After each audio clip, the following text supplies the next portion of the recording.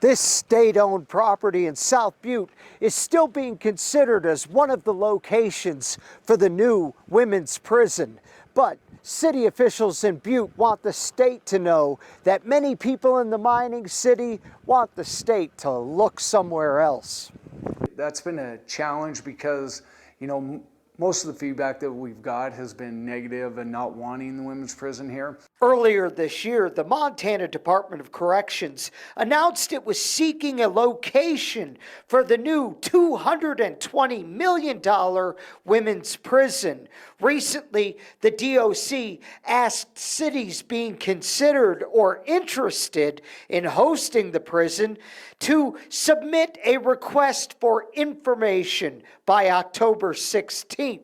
The Butte Council of Commissioners agreed to provide the state with information, but without much enthusiasm for the project. We're going to respond with as much data as we possibly can to let them know what we know about our community.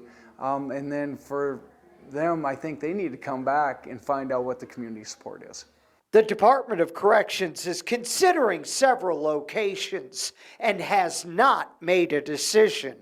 Butte officials say a 400-bed facility would put a strain on some of Butte's infrastructure. We don't have sewage capacity to put a facility of this size in there, so we would have to there would have to be improvements made to the sewer system.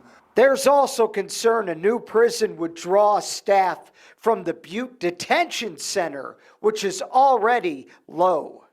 And knowing the difficulties that we've had to keep correction officers just in our jail, we know that we would have a lot of that same strain if the jail was, or if the prison was to come here. Gallagher says there are some positives, including being a large construction project and new jobs. However, they've heard many people say they don't want Butte to be a prison town.